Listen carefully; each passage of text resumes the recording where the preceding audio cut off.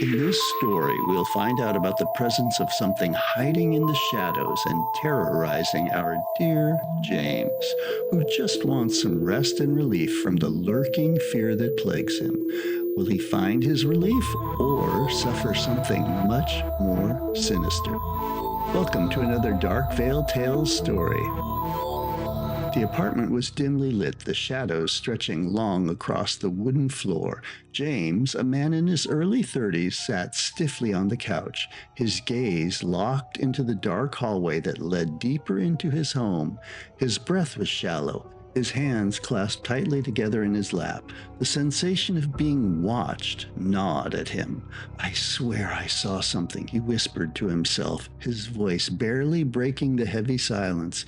He stood slowly, heart thudding in his chest, and took tentative steps towards the hallway. The air felt heavier here, as if it resisted his presence. He peered around the corner, half expecting to see something lurking in the darkness, but there was nothing, just the empty stretch of corridor leading to his bedroom. He let out a shaky breath and turned to retreat. A flicker of movement in the periphery of his vision made him freeze. He snapped his head toward the open bedroom door, where the shadows shifted unnaturally. No, I saw that," he muttered, his voice strained. Panic drove him forward, and he slammed the bedroom door shut, locking it swiftly. He pressed his back against it, his chest heaving with exertion. Silence. Then, soft but unmistakable, a faint scratching sound from the other side. James swallowed hard and staggered to the bed, his fingers fumbling for his phone. He hovered over the call button, debating whether to dial anyone. After a moment, he shook his head and muttered, "Come on, James, get a grip." Tossing the phone aside, he tried to steady himself. The room was quiet now, save for his ragged breathing.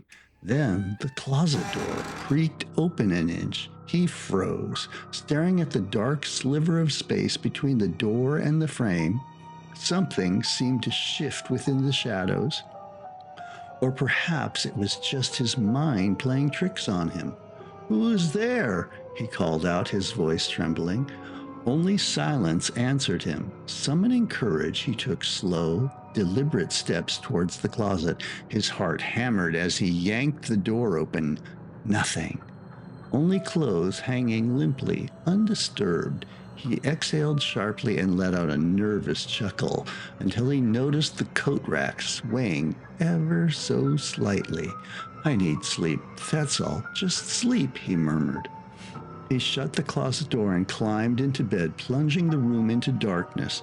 Lying still, he listened, his ears straining for any sound. Minutes passed. Then, from beneath the door, a shadow moved. His breath caught in his throat. Footsteps, slow, measured, resonated through the hallway outside his room. Gripping the lamp on his nightstand, he whispered, "I'm not crazy. I know you're there." Gathering his courage, he bolted from the bed and yanked open the door. The hallway was empty. Yet, the whisper came from behind him. "James." He whirled around, swinging the lamp wildly, but it shattered against the floor, leaving him alone in the oppressive silence. His hands shook. Had he really heard it? The whisper lingered in his mind, taunting him. As the days passed, his paranoia grew. Every sound, every flicker of light seemed to confirm his fears. In the kitchen, he sipped his coffee, eyes darting to the corners of the room. When the cupboard door creaked open by itself, he nearly dropped his mug. At night, while watching TV, his gaze constantly flicked to the window, convinced something was peering in. In the bathroom, brushing his teeth, he caught a glimpse of a shadowy figure in the mirror. Spinning around, he found nothing but his own terrified reflection. Sleep eluded him. Each creak of the apartment building, each distant sound from the street became an ominous warning. He tried to tell himself it was stress, exhaustion, playing tricks, but the sensation of being watched never faded. One evening, as he sat on the couch, he noticed a faint outline in the reflection of the television screen, a tall, shadowy figure in the hallway behind him, motionless. His pulse quickened as he slowly turned around, but there was nothing there. Desperate, James tried staying with friends, but the feeling followed him. He'd wake up in guest rooms to the same oppressive silence, the sensation of unseen eyes watching from the corners. He returned home, resigned to face whatever it was. He sat in the living room, facing the dark hallway, a baseball bat resting in his lap. He muttered to himself repeatedly, "It's in my head. It's in my head." The hallway seemed darker tonight, the shadows pulsating with a life of their own. Then a shape emerged. It was tall and gaunt, its hollow eyes fixed on him. James gripped the bat tighter, his knuckles white. "Who are you?" he demanded, his voice cracking. The figure took a step forward. Barely making a sound, James froze in place. His legs refused to move. He swung the bat with all his strength, but there was nothing. The figure had vanished. He stumbled backward, his mind racing. "No, no," he whispered.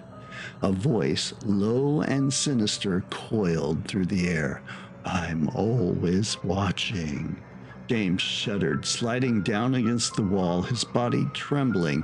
The shadows seemed to close in around him, swallowing him whole. The following night, he decided to set up cameras. If something was following him, he needed proof.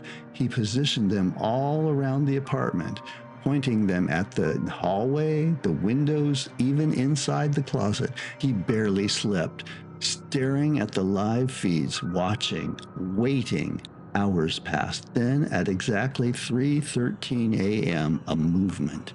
The camera caught it, a figure emerging from the shadows, its form flickering like static, inching closer to his bedroom door.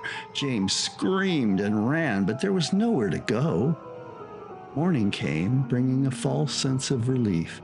Sunlight spilled into the room, but James's eyes were bloodshot and hollow. The weight of the previous night clung to him. Just a dream last night. That must have been just a dream, he told himself, though doubt gnawed at him.